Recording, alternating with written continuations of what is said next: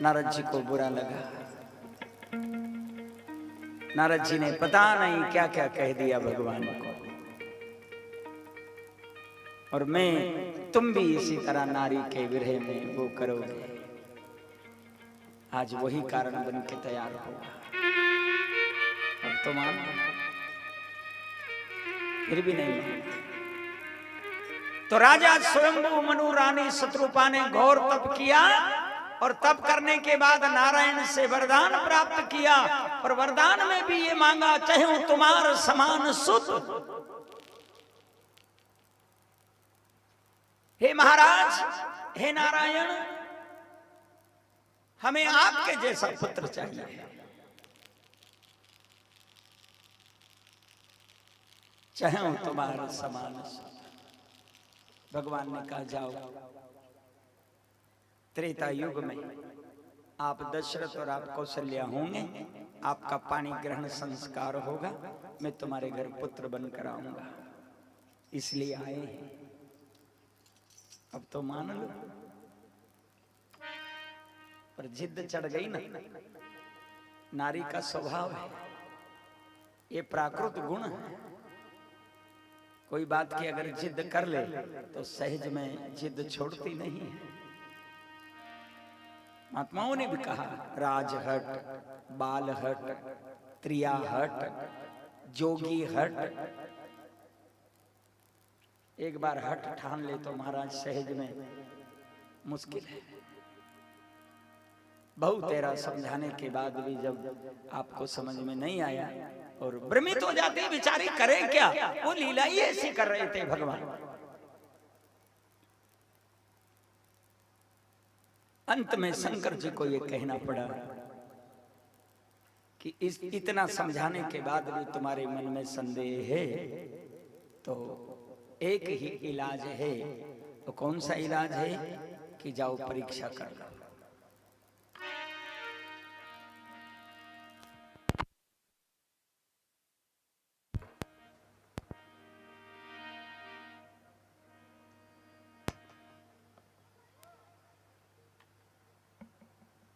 परीक्षा करने सती गई, सीता का रूप धारण करके जाती है। राम जी ने पहचान लिया कि ये सीता नहीं, ये तो मेरी मां सती है। और भ्रमित हो गई है ना, इसलिए परीक्षण करने आई है। तो पास में आके नहीं पहुंची, उसके पहले भगवान बोल उठे, कहा बहोरी कहां वृष केतु, विपिन अकेली फिर कहीं है तू।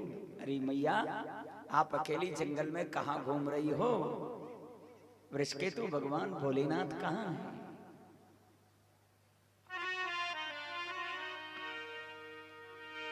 कहां वृष केतु, कहा रे बहोरी,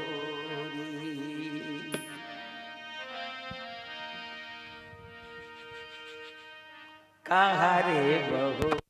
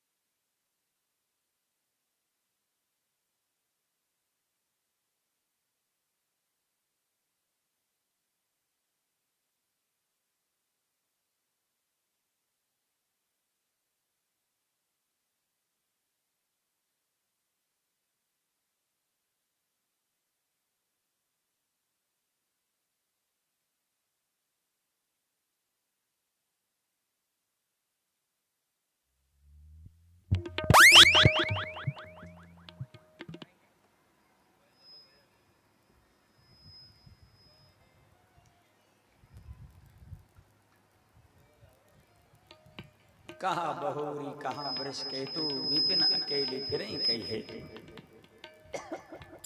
सती समझ गई कि ये कोई साधारण पुरुष नहीं है, यही ब्रह्म है। यही नारायण है। और मैंने बहुत बड़ी गलती कर ली, मुझे अपने स्वामी की, अपने पति की बात मानना चाहिए था। लेकिन अब जाऊं तो जाऊं कहां, बड़ा गजब हो गया। फिर भी भागी वापस होती है, पर जिस दिशा में भी आप जा रहे हैं वहां प्रभु के दर्शन, अनोखी झांकी का दर्शन होने लगा है। राम लक्ष्मण जानकी के दर्शन होने, हार गई, आंख बंद करके बैठ जाती है एक जगह। भगवान समझ गए कि पर्याप्त है, हो गई परीक्षा, चलो आगे। लक्ष्मण को लेकर राम राघवेंद्र आगे पधारे। यहाँ हमारी माँ सती ने नेत्र खोले, और जब नेत्र खोले तो आप अपने आप को अकेला पाया, तो थोड़ी शांति हुई और चली शंकर भगवान के पास। वो एक बड़ के नीचे, एक पेड़ के नीचे बैठे इंतजार कर रहे थे कि परमेश्वर तू जा और परीक्षण करके आ कि ये नर है कि नारायण है। तो जब लौट कर आई ना तो खिन्न आई, लेकिन नकली प्रसन्नता दिखा रही है। और महाकाल ने तो ध्यान करके देख लिया कि इसने परीक्षा कैसे ली। उनको तो पता लग गया कि इसने सीता का रूप बनाया, मेरी मां का रूप धारण करके। और जब मैंने इनको अपने मां के रूप में देख लिया है, तो अब यही तन सती भेंट मोहि नाही, सती के इस तन से मेरा पत्नी का संबंध नहीं रहेगा। त्याग कर दिया शंकर जी ने, संकल्प हो गया।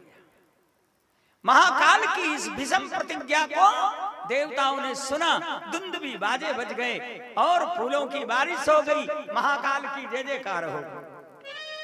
बोलो बैजनाथ भगवान। सती ने भी सुना,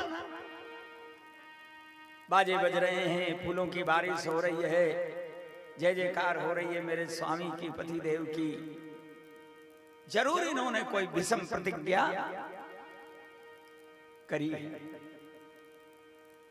पर ये नहीं समझ पाई कि मेरा ही त्याग कर दिया।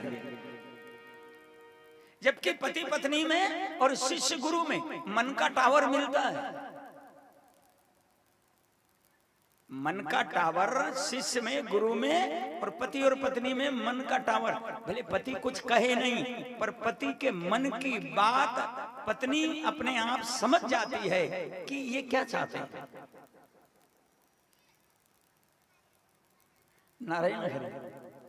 शिष्य के मन की बात गुरुजी समझ जाते हैं कि मेरा शिष्य क्या चाहता है, मन की बात।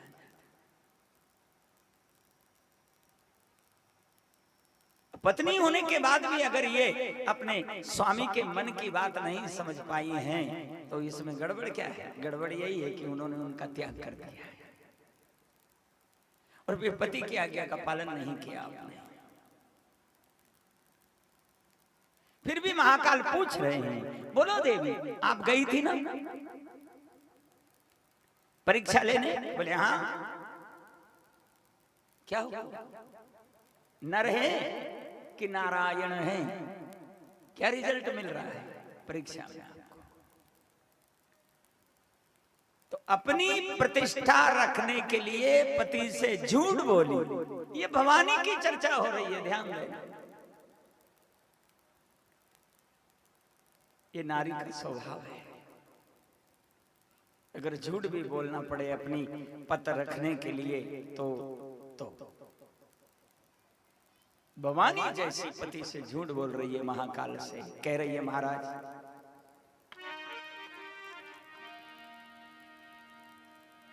अरे कछु ना परिचा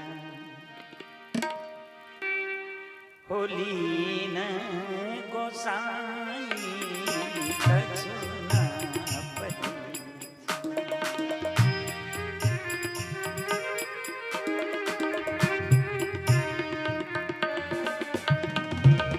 लीन गोसाई कछु ना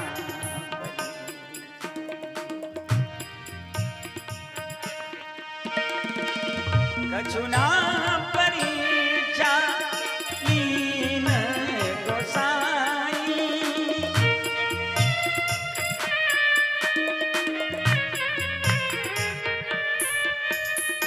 कछु ना परीक्षा लीने गोसाई।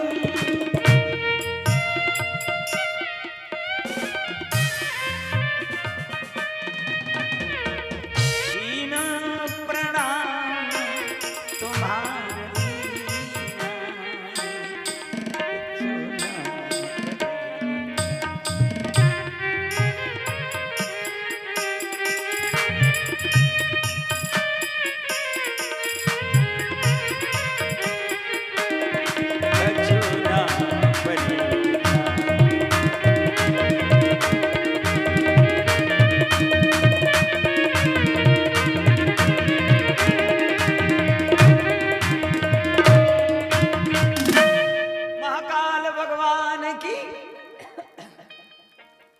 कोई परीक्षा नहीं ली महाराज मैंने। जैसे आपने प्रणाम किया बस ऐसे मैंने प्रणाम किया। पति से झूठ बोली और ये भवानी है वो कोई साधारण नहीं है, पर नारी स्वभाव है ना, इसलिए। चलिए कैलाश चले? बोले हाँ चलो। दोनों कैलाश पर पधारे। सती के मन में वो चल रहा है कि कहीं प्रतिज्ञा करी होगा, कहीं संकल्प करी होगा, क्यों देवताओं ने बाजा बजाया, क्यों फुलारी बारिश हुई, क्यों महाकाल की जय जयकार हुई, कहीं कारण होगा। गई नहीं वहां, कैलाश तक पहुंची, वहां तक यही उधेड़ बुन करती रही, पर समझ नहीं पाई कि हो है क्या।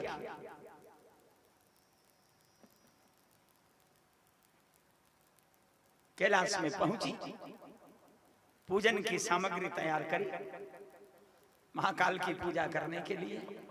जब तक तो महाकाल ने लगाया आसन और बैठे ने लागी समाधि, लागी समाधि, और समाधि भी लागी तो महीना 2 महीना की नहीं लागी, बोलो नारायण। साल 2 साल की भी नहीं लागी।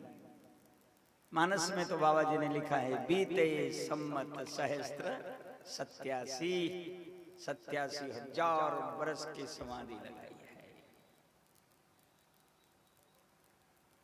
तजी समाधि शंभु अविनाशी। शंभु अविनाशी ने समाधि खोली कब?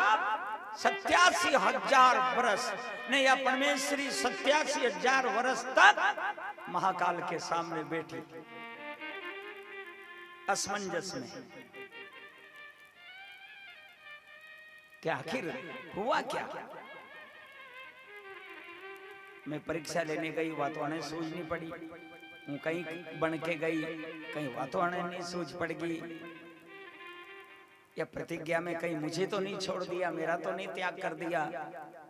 ये सब उसके मन में चलता रहा। और फिर बराबर सामने विराजमान रही सेवा में कि पता नहीं कब नेत्र खोलें, समाधि से बाहर आवें और मेरी अनुपस्थिति यहाँ रहे तो और पता नहीं क्या हो जाएगा। इसलिए बिल्कुल तटस्थ बनी रही। 87,000 वर्ष सामने बैठी सती नारी की कथा है। शंकर भगवान जागे। सती ने सोचा कि अब अंक में बैठूं, पूजा करूं महाकाल की। तब तक महाकाल ने आसन उठाया और सामने लगा दिया। पति ने आसन, शंकर जी ने स्वयं आसन उठाया और भवानी के लिए सामने आसन लगा दिया और कहा कि देवी लो यहां बैठो, मैं तुम्हें कथा सुना। भगवान ने बड़ी जल्दी करी, क्योंकि ये और कुछ नहीं कर पावे उसके पहले, क्योंकि अनर्थ हो जाएगा। मैंने इसका त्याग कर दिया, ये मैंने मां के रूप में इसको देख लिया। अगर ये पूजा करने बैठ गई तो आसन लगाया। सती, हाँ महाराज बैठो, कथा सुनो। शंकर जी ने सोची कि चलो इतना नुकसान हो गया सो हो गया, वहां कथा नहीं सुनी जो कोई अतरो बड़ो नुकसान हो। अबे सुन ले तो सुन ले, घरे सुनाऊं देखा आ जाता। अबे तो घर में सुनाने आसन बिछाया शंकर जी ने और सती बैठ गई। ये भी ठीक नहीं हुआ, सब गलत ही गलत होता जा रहा है सती के साथ में। कथा नहीं सुनी वो गलत, कथा में अभिमान आ गया वो गलत। इसलिए कहता हूं कथा में आओ ना, साधारण आओ, सज धज के मत आया करो। आजकल तो कथा वाले ही सज धज के बैठते हैं, बोलो ना नारायण हरि, कहीं सज धज के नहीं आओ।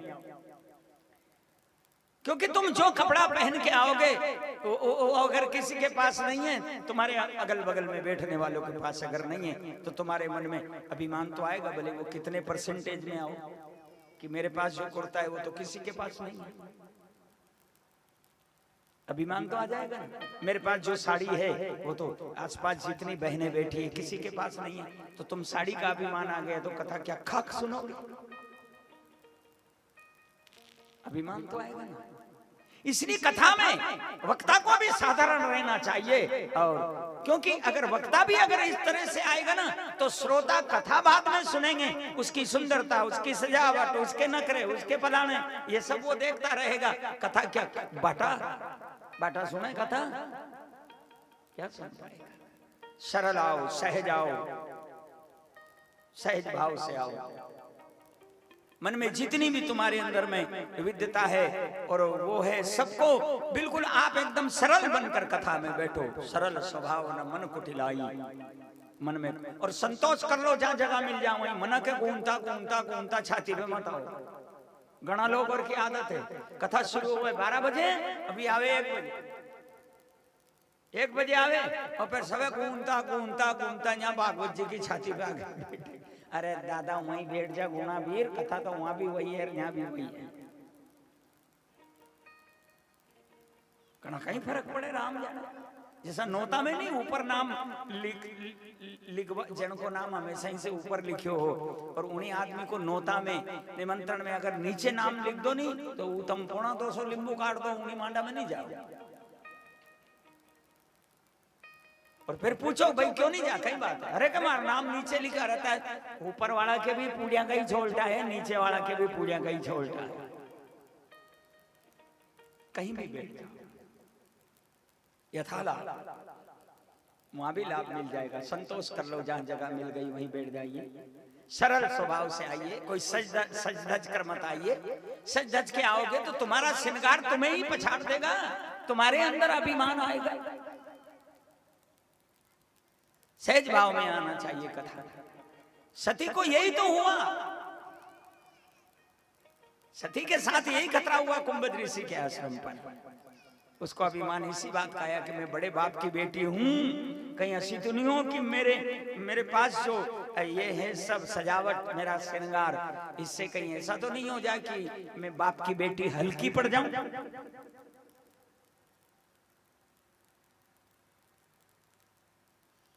अब आजकल की तो बात ही छोड़ो, नारायण हरि बोलना पड़ेगा, पर सहज सरल आया करो।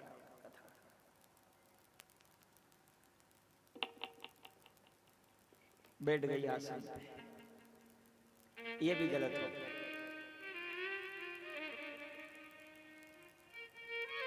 पत्नी आसन बिछाए और पति देव बैठे तो ये ठीक है। पत्नी आसन बिछाए और पति देव विराजमान हो, ये क्रम है, ये ठीक है।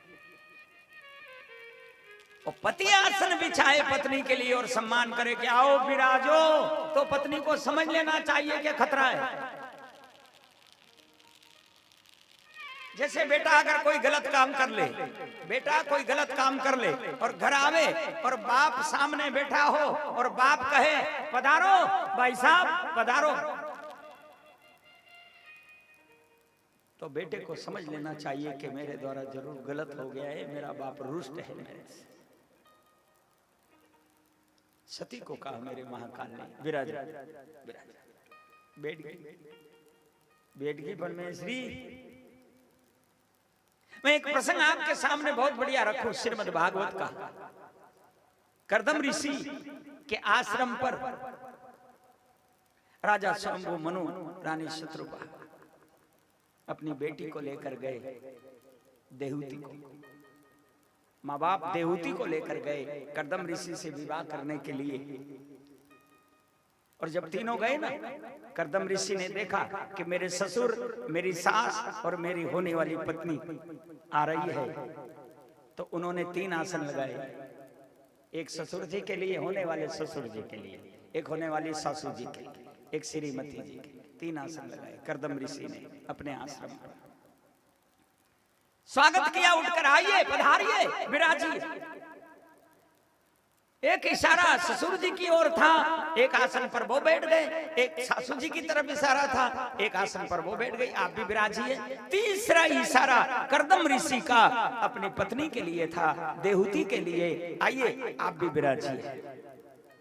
अब देहूती विचार कर रही है कि यह आसन मेरे स्वामी ने बिछाया है, मेरे पति ने बिछाया, मेरा क्या धर्म है, मैं इस पर बैठूं क्या?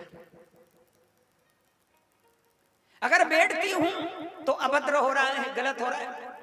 मेरे पति ने बिछाया और मैं क्यों बैठूं? मैं करूं ना, ये सेवा मेरी है जो मेरे स्वामी ने की। और कहना इनका ये है, इनका आदेश आज्ञा है कि आओ बैठो, नहीं बैठूं तो गतनी। अगर नहीं बैठती हूं तो आज्ञा का उल्लंघन होगा। अब मैं क्या करूं और क्या करना चाहिए? आजकल की होती ना, धड़ाक से बैठ जाती है। बैठवा की बात करो, आजकल तो ऑर्डर कर देती है कि कहीं देख रहा तुम, घड़ी भर का देख रहा तुम, 1 घंटा से छोराएं लेके जोड़े में बैठी, मारा 2 ही पाँव में झिरझनी आ रही, तुम्हारी अक्ल खप होगी, कहीं होगी, हमारे बिछाओ नहीं जहां बैठ, ऑर्डर कर देती है। तो पति दौड़ पड़े, बाप जरदा की खानी बखर जाओ। युग है ये, कलयुग। देहूती बैठी नहीं, अब नहीं बैठ रही है तो पति की आज्ञा का उल्लंघन हो रहा है, ऐसा लग रहा है ना। लेकिन नहीं, दोनों बात रखी, पति आज्ञा का भी पालन कर रही है और आसन पर बैठने वाली बात भी हो रही है। स्वागत भी जो किया स्वामी ने, उसको भी आप सम्मान दे रहे हैं। आसन के वाम भाग में बैठ गई और अपना एक सीधा हाथ आसन पर रख लिया, यानी आसन को पति का स्वरूप मान लिया और उसके वाम भाग में बैठकर आसन पे हाथ रख सम्मान कर दिया। दोनों बात रख ली। कर्दम ऋषि ने देखते बराबर कह दिया कि ऐसी पत्नी से विवाह करने में कोई नुकसान नहीं है, ये योग पत्नी है। भोग पत्नी होती तो धड़ाक से बैठ जाती, नारायण हरि, लेकिन ये योग पत्नी है, इससे विवाह करने में कोई नुकसान नहीं होगा। इसलिए कर्दम ऋषि ने देहूती से विवाह किया।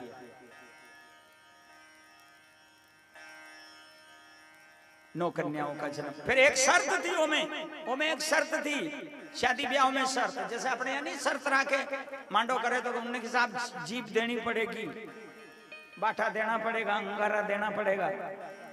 बाटा अंगारा नहीं मांगे क्योंकि यही नहीं बापड़ा के कहीं करे मांगे। वहां भी एक शर्त थी, कर्दम ऋषि ने भी एक शर्त करी थी, भगवान से करी थी। वो भी भगवान ने कर्दम को कहा था कि मैं अवतार लेना चाहता हूं और अवतार लेना है मुझे, और वो भी माँ बाप के यहाँ लेना चाहिए मुझे अवतार, ऐसी आवश्यकता है। लेकिन मुझे आपके जैसा बाप और देहूती जैसी माँ चाहिए, इसलिए तुम देहूती से ब्याह करो और मैं तुम्हारे घर में जन्म लूं। भगवान नारायण ने कहा ऐसे माँ बाप चाहिए।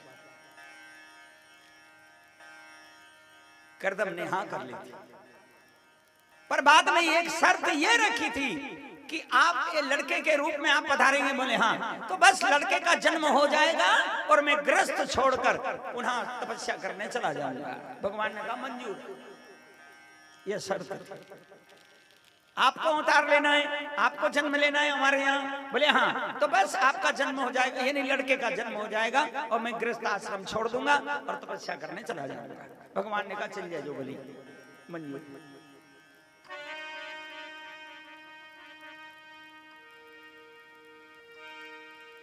विवाह हो गया। अब कर्दम ऋषि तो बेफिक्र है। क्यों बेफिक्र है? कि बस कुछ दिन में लड़के का जन्म हो जाएगा और मुझे पुनः ग्रस्त से छुटकारा मिल जाएगा और मैं नितांत भजन करूंगा भगवान का। पर लड़के का जन्म नहीं हुआ, ख्याल करना, कन्या हुई। सबसे पहले कन्या का जन्म कदम ऋषि ने की गई हो, कहीं हो बड़ी लड़का होना चाहिए था, प्रभु को आना चाहिए था। और एक कन्या नहीं, एक के बाद दो, दो के बाद तीन, तीन के बाद चार, इस प्रकार 9 कन्या पैदा हुई। और 9 कन्या के जन्म तक, इतने समय तक कर्दम ऋषि को देवती के साथ ग्रस्त आश्रम भोगना पड़ा। बाद में कपिल भगवान का जन्म हुआ। बोलो नारायण हरि। और बिल्कुल परंपरा बिल्कुल सत्य है, ऐसे डायरेक्ट भगवान नहीं आते। ज्ञान रूपी कर्दम और भक्ति रूपी देवती, ज्ञान भक्ति रूपी देवती और कर्दम के यहाँ अगर आनंद रूपी कपिल भगवान को प्राप्त करना चाहते हो तो पहले 9 प्रकार की भक्ति को ग्रहण करो। पहले 9 भक्ति आएगी हमारे यहाँ, फिर कहीं आनंद आएगा, इसके पहले नहीं आ सकता। इसलिए तो 9 कन्या पहले हुई। आपको भी कृष्ण प्राप्त करना है तो पहले 9 भक्ति हमारे अंदर। और हमारे यहाँ सब्सिडी करी, वह उनके लाने 9 ही थी। उन ऋषि मुनि ज्ञानी ध्यानी जोगी तपी साधु सन्यासी साधक संत सुजान सिद्ध जितने भी थे, उनके लिए 9 की 9 अनिवार्य थी। ने हमारे सब्सिडी करी। हम संसार के लोग हैं ना, हमारे लिए सब्सिडी कर दी, हमारे लिए छूट कर दी। क्या? 9 में से 3 श्रवणम हरि कीर्तनम चरण सेवन, ये 3 हमारे लिए कर दी। बस 9 में से 3 गणी। तुम तो 3 ही कर लो, जाओ, तुम्हें आनंद मिल जाएगा, तुम्हें कपिल मिल जाएगा, तुम्हें कृष्ण मिल जाएगा। 3 होना, एक तो सुनो, एक उसके नाम का हरि कीर्तन करो और सेवा करो। तीनों में मिल जाएगा।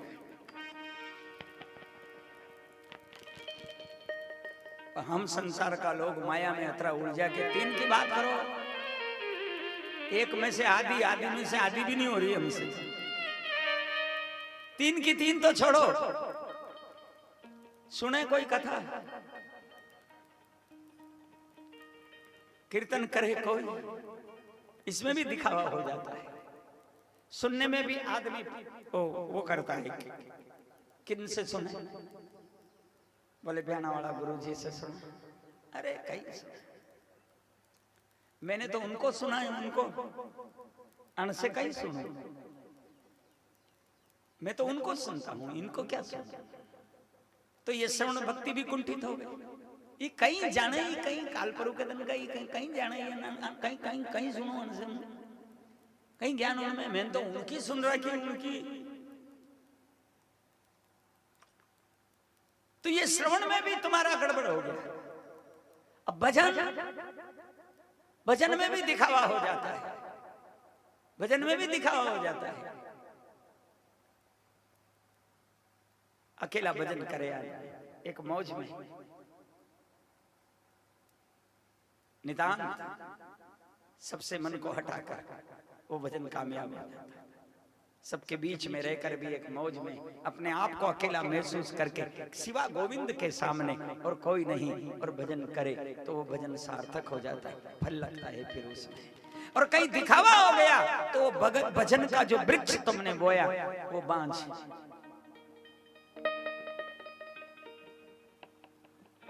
देख लेगा कि गुरुजी आ रहे हैं तो बस माला लेके, जहाँ गुरुजी इटिया कि फिर दिखावा। और दिखावे की भक्ति नहीं होना चाहिए। और भक्ति तन पे नहीं, भक्ति मन में धारण करना चाहिए। कुछ संत ऐसे हो गए आपके हमारे इस कलयुग में, वो लोग कह गए हैं कि तन पे भक्ति धारण मत कर लेना। तन पे धारण करोगे भक्ति तो भक्ति कुंठित हो जाएगी, बिगड़ जाएगी। भक्ति को मन में धारण करो। अगर भक्ति मन में रहेगी तो फल लगेगा, भक्ति आनंद।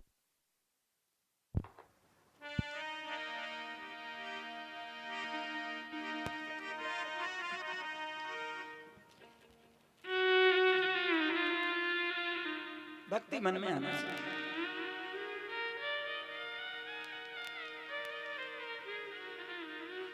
बैठ गई सती आसन पर। श्री महाकाल ने कथा प्रारंभ करी। राम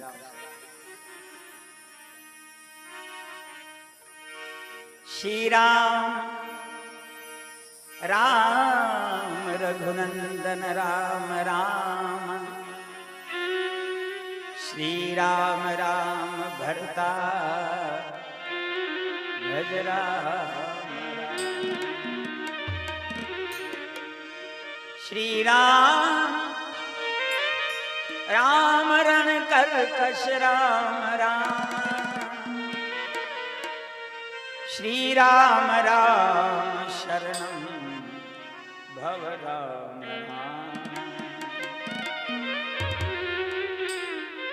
राम कथा कह रहे हैं। आइए इस भजन के द्वारा थोड़ी राम कथा को हम छूकर चलें, महसूस करें। राम कथा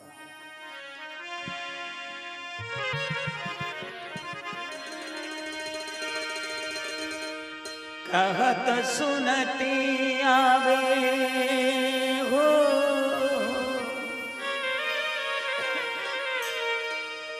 कहत सुनते आवे अखियों में पानी। राम कहानी सुनो रे राम, राम कहानी सुनो रे राम।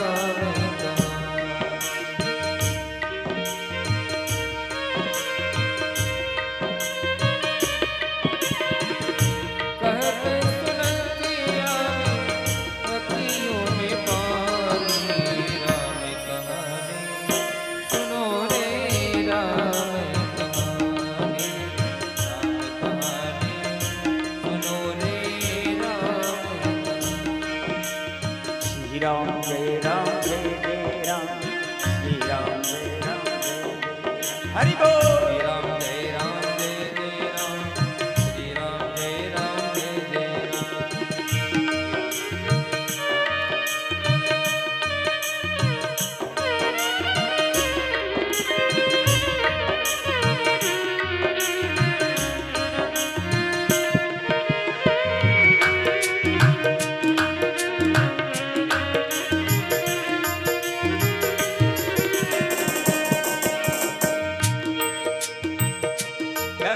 सुनते आवे अखियों में पानी। राम कहानी सुनो रे राम, राम कहानी सुनो रे राम कहानी। श्री राम जय राम जय जय राम, श्री राम जय राम जय जय राम, श्री राम जय राम।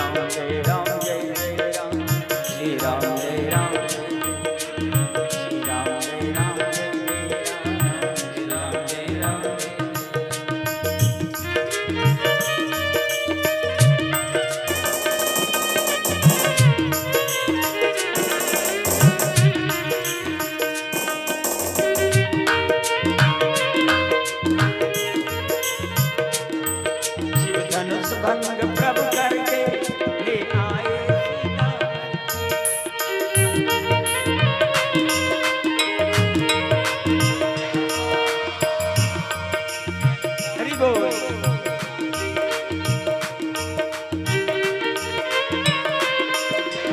आए सीता वर के, ये बात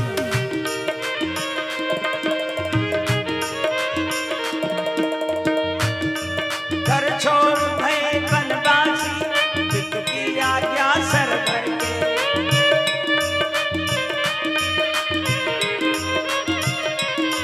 घर छोड़ भय बनवासी, पिता की आज्ञा सर भर के।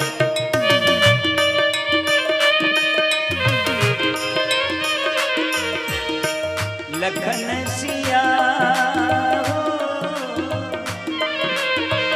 लखन सिया संग छोड़ी रजधानी। राम कहानी सुनो रे राम कहानी। हरि बोल। राम कहानी थोड़ा और सुनो रे राम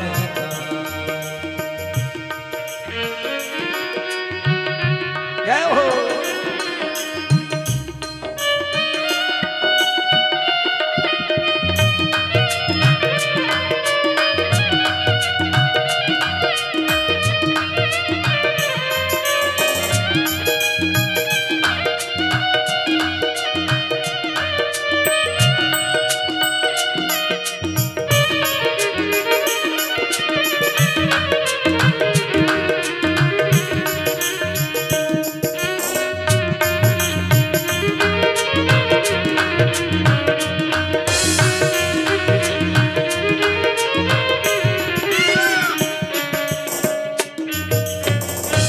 बोली रामचंद्र भगवान की।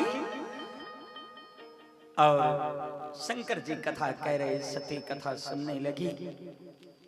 और उसी समय आकाश मार्ग